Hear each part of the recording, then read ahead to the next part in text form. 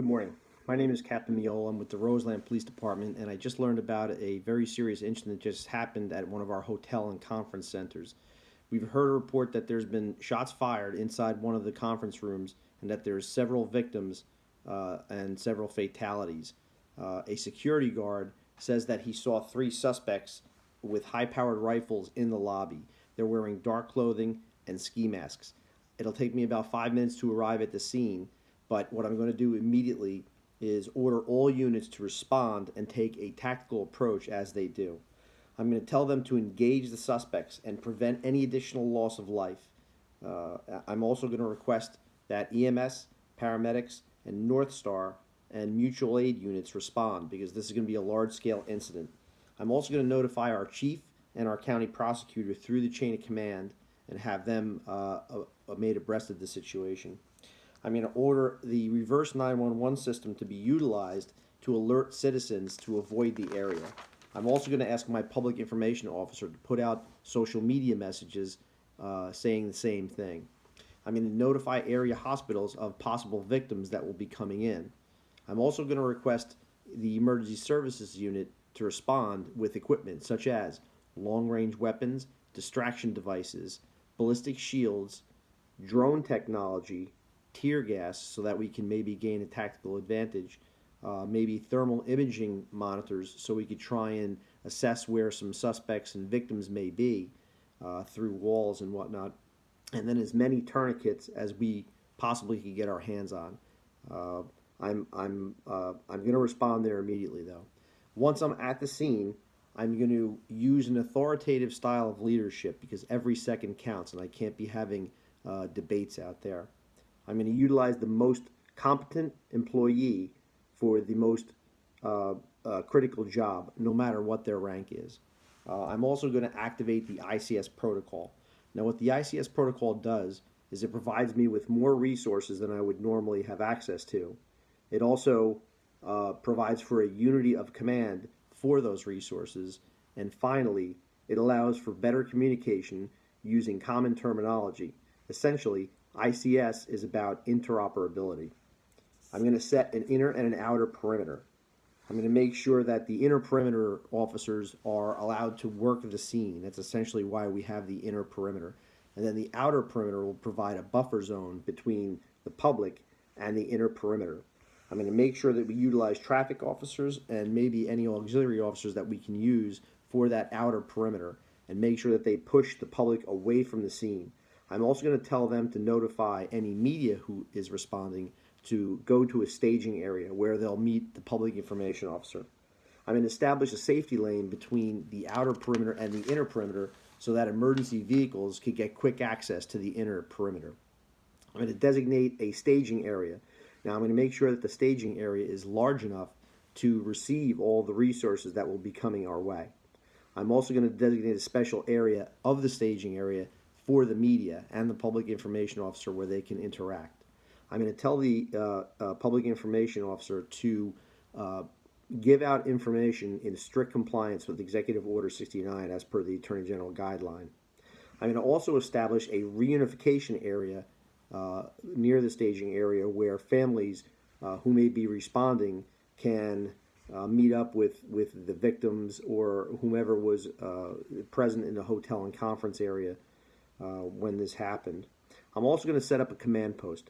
Now the command post is going to be upwind of where the hotel and conference center is going to be, just in case we have to introduce any kind of gas or any kind of airborne substance into the scenario that's happening right now. I'm going to assign an officer to act as a scribe so that we can document everything that we're doing as it's happening. And I'm also going to make two officers in charge of communication. One will handle telephone communication and the other will handle radio communications. This way I can focus on the task at hand.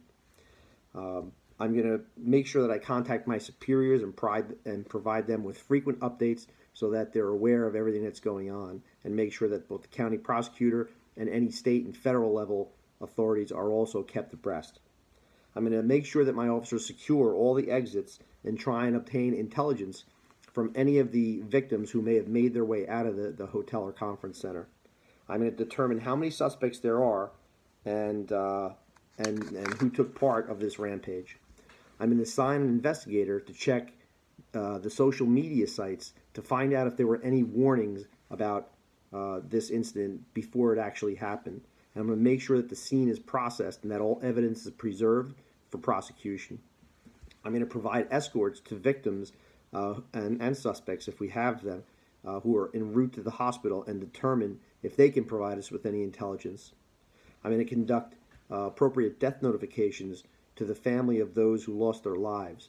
And I'm going to do that in accordance with the Attorney General guideline on sudden death survivors, utilizing 2 officers with at least 1 being in uniform. And if we can't manage those, to have that many officers, I'm going to use some clergy or possibly a friend or relative to assist the officer in making those notifications.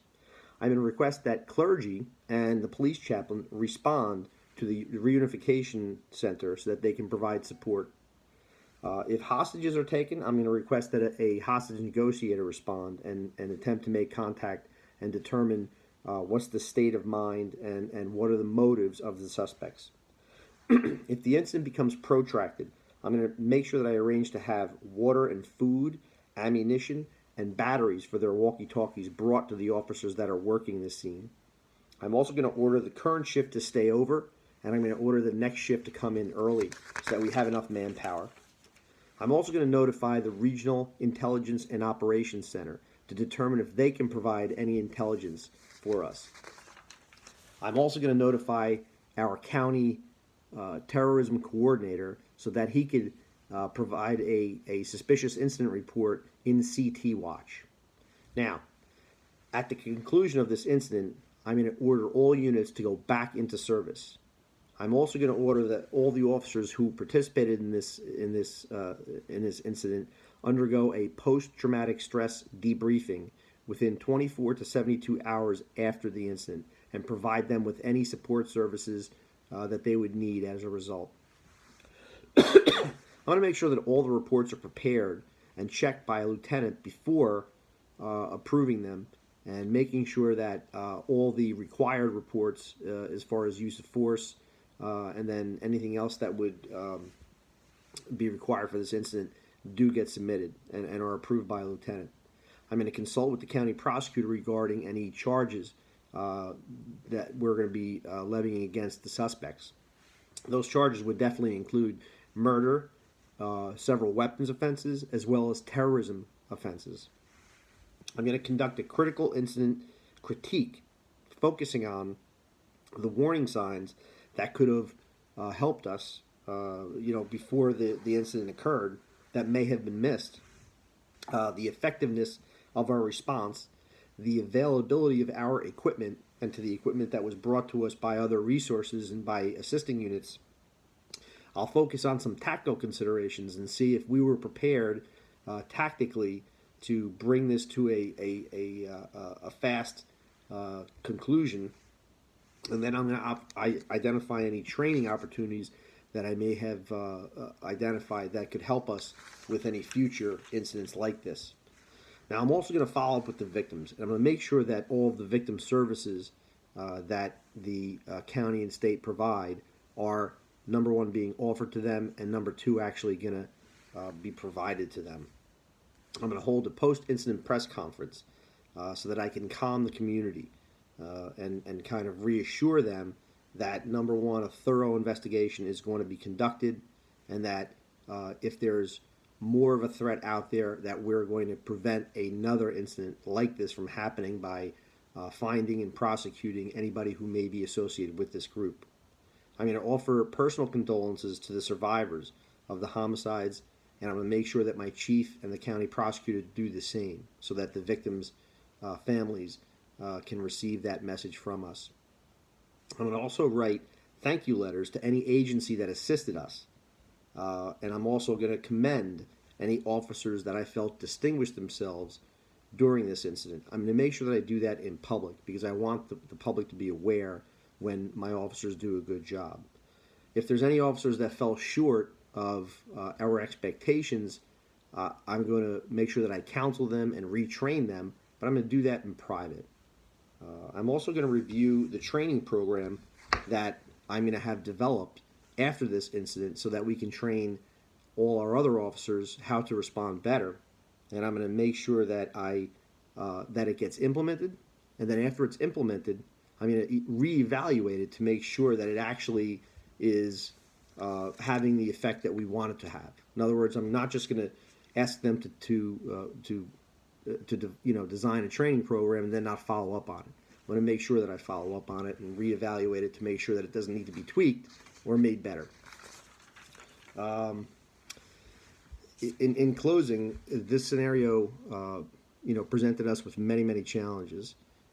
There was the initial response to the scene, and efforts that were made to secure it, to assist those victims, to end the threat, and to confront the suspects, and then, of course, going through the various steps to conduct a thorough investigation and make sure that we, have all the T's crossed and the I's dotted. Then it was a big priority to follow up on the victims' families and the investigators that are doing their jobs to make sure that all of their ducks are in a row.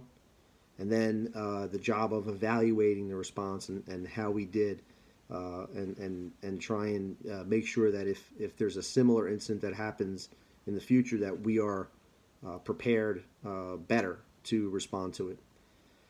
All in all, I'm very proud of the job that my team did. I think that we did an excellent job, and I'd like to hear about your evaluation of it and get your feedback so that I can follow up and try and do a better job in the future. I'd like to offer you my business card in the event that you want to contact me, or if there's any questions that you would have. Thank you.